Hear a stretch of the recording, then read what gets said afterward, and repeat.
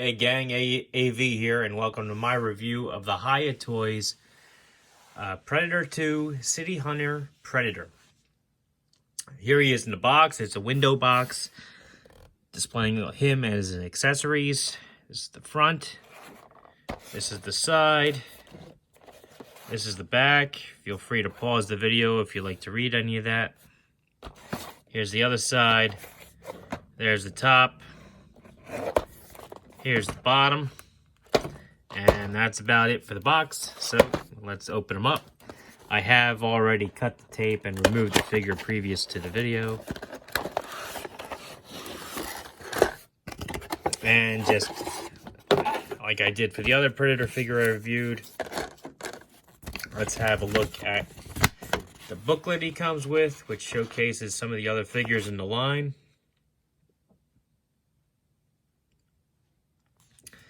It's two-sided, so here's the back.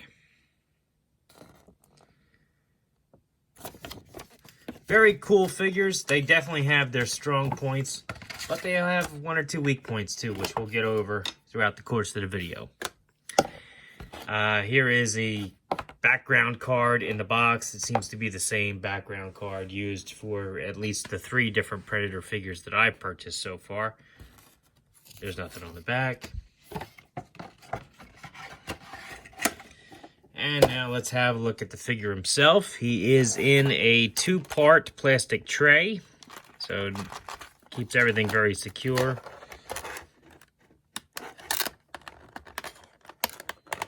Let me just pry it open here. Alright, and as usual, we will have a look at his accessories first, starting with his spear. Now, I mentioned in the Invisible City Hunter Predator video how much detail was actually carved into these things, but you couldn't really see it because him and the accessories were invisible. But not this time around. This is exactly the same mold as the Invisible City Hunter Predator, only it's fully painted.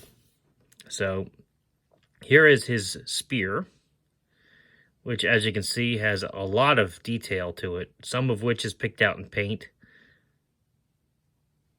It's very nice, right down to the barbs on the end. Very, very cool piece. That's the spear fully extended. This is the spear fully collapsed. So you can pose him with it either way.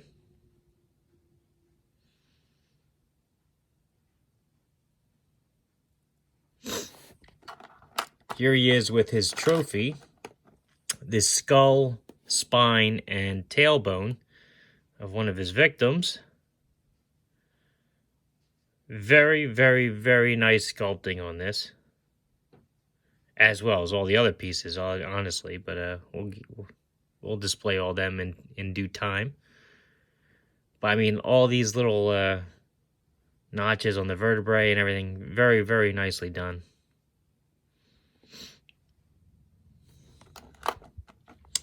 He comes with his throwing disc, which may get a better look at this time around. As you can see, it has several holes throughout, and those are all for his fingers to fit in so that you can pose him at holding it properly. It is not uniform on both sides. It's actually got different molded details on either side of the disc. It's a very nice piece. And it does fit on your belt, on his belt, which I will demonstrate later on. He does come with one additional accessory that the Invisible City Hunter did not, which is his shoulder cannon. This is it. This tiny little thing right here. And once I pop the figure out, I will also show this off, how it works. And let's see, I think he has 2 sets of different molds of hands, in addition to the ones that are on the figure. So six hands total, 3 left, 3 right. Very nice paint application on them, and of course, all 3 sets have a different sculpt on them for different hand poses and holding different accessories, obviously. This one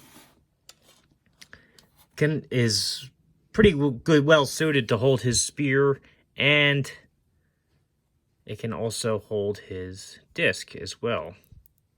So you just lace his fingers through these holes in the disc.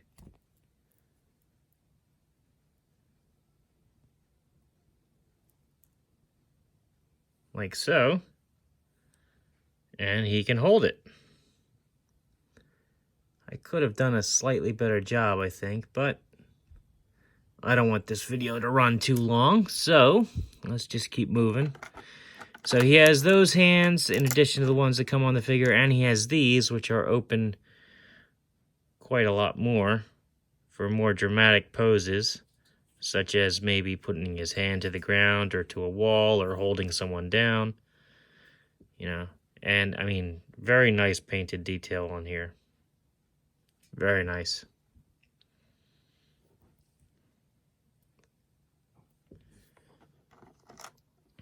He comes with a figure base,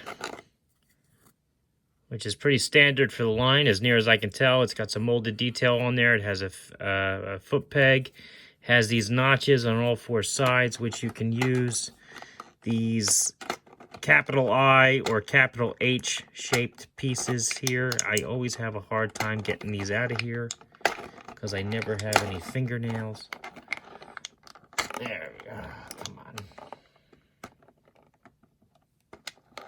But you can use these things to plug in like that, and then attach all the bases together in whatever configuration you want to make a diorama, which is a very nice touch. I really do appreciate that. So you can have a uniformed floor when you're displaying these guys, which is very cool. And now, without further ado, let's get the figure out and have a look at him. Before we get into the details or the articulation and everything, let's just look at the detail of this guy. He is 1/18 scale, and he is awesome looking. This is the same exact sculpt as the Invisible City Hunter Predator, but the paint really picks out the molded details, and he just looks fantastic.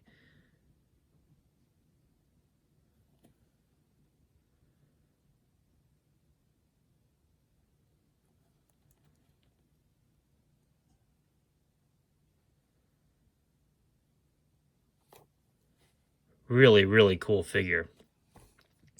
In addition to the accessories I showed off earlier, he does obviously have his wrist knives, or his gauntlet knives, or whatever you want to call them.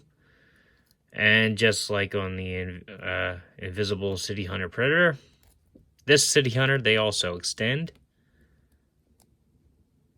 Mine are a tiny bit warped, but that's okay. They are very cool.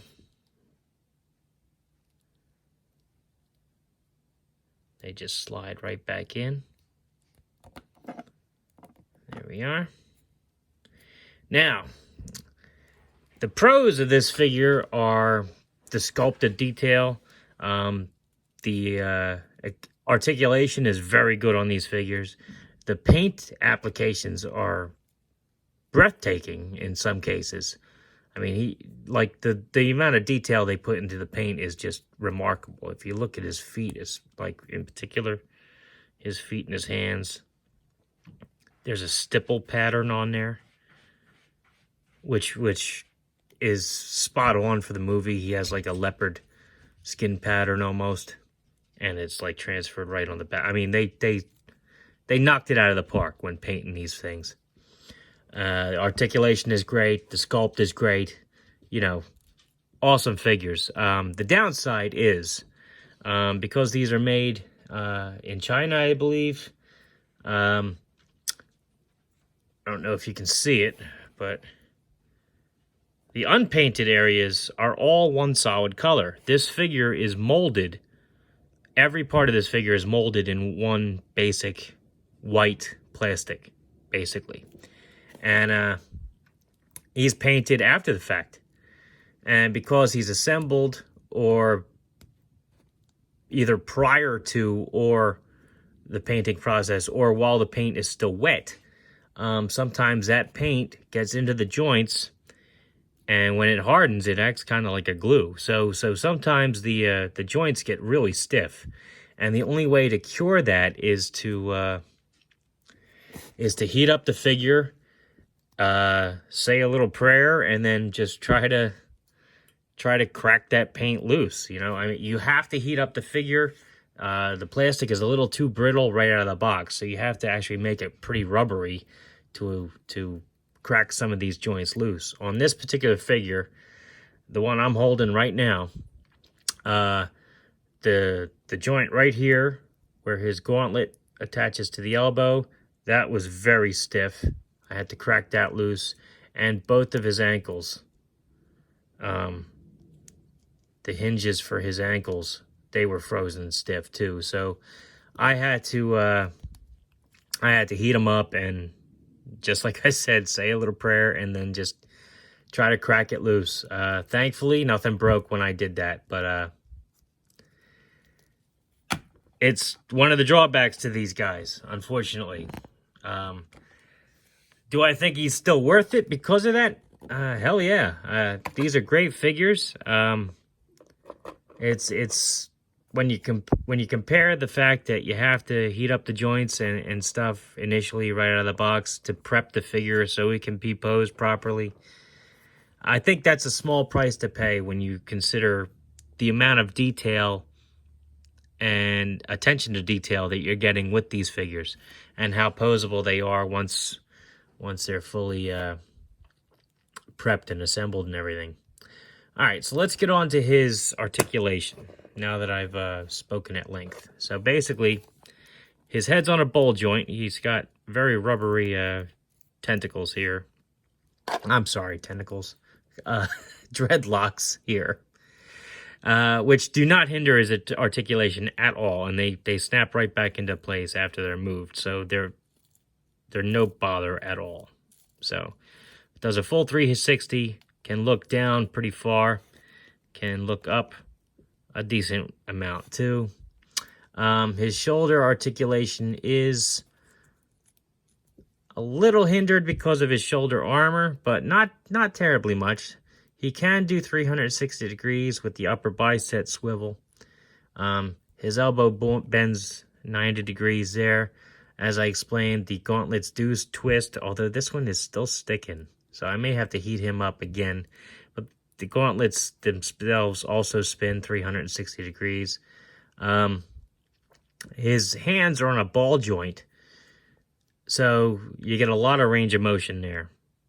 And you can also pop them off very easily to put the other hand sculpts on.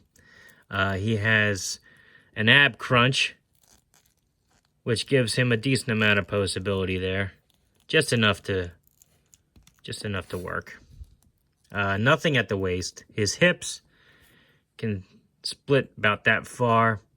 He can do the can about that far if you push it. The top of his thighs, he does have a swivel joint there. Can do 360. His knees are double jointed, so he can bend about that far. His ankles do a full 360 in rotation, and they also have pivot up and down. So like I said, awesome articulation on these guys.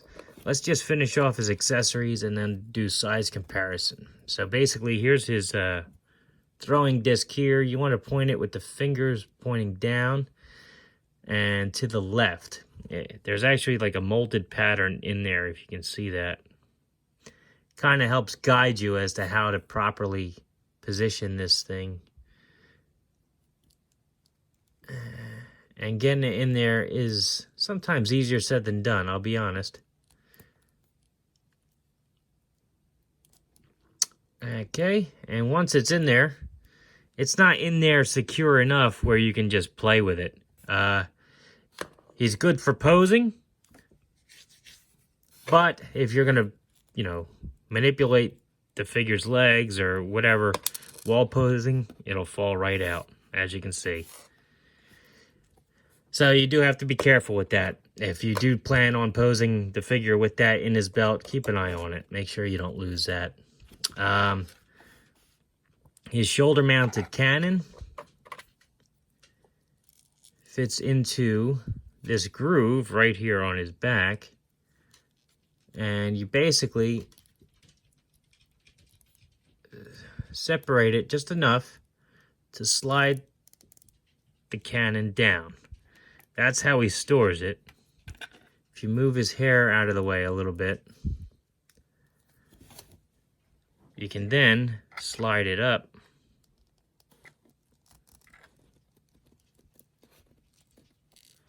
And then it can rotate. It's not as prominent as I would have liked because it kind of gets lost in his dreadlocks, but it's there, and I love the fact that they included it. So it's a great accessory for that reason alone. Awesome figure, though. I'm very happy with it. Very happy with it. I wish I didn't have to heat up all the joints when I first got him out of the box, but you know what? Like I said, I'd rather do that and have the figure than not have the figure at all. So let me put these back in this tray before I lose them and do a size comparison. Here he is with a modern G.I. Joe figure. And like I said, he is true 1/18 scale. So that is why he towers over a standard 4-inch figure. Because if you remember in the movies, he's supposed to tower over a standard standard 6-foot figure. He's like 7.5 feet long in the movies, I think, or tall in the movies, I think. And here he is next to a classic Joe. So even taller. He fits in. That's the point I'm trying to make. He's 1/18 scale. He fits in with your modern figures very well. He has excellent accessories. Very posable. Beautiful paint applications. I can't say enough. The only downside is that sometimes his joints will be frozen. And it's just luck of the draw which joints those are, unfortunately. I did have one issue with one of my other figures, which I'll talk about in my next video. But I think it's worth the risk. And let's be honest, as long as you're careful with the hair dryer or boiling water and you free up those joints, he's a great figure to have, and he'll last a long time afterwards. You just have to be careful in the initial opening. So anyway, this has been AV. If you like this video, check out my channel. If you like what you see there, then please subscribe. And as always, thanks for watching.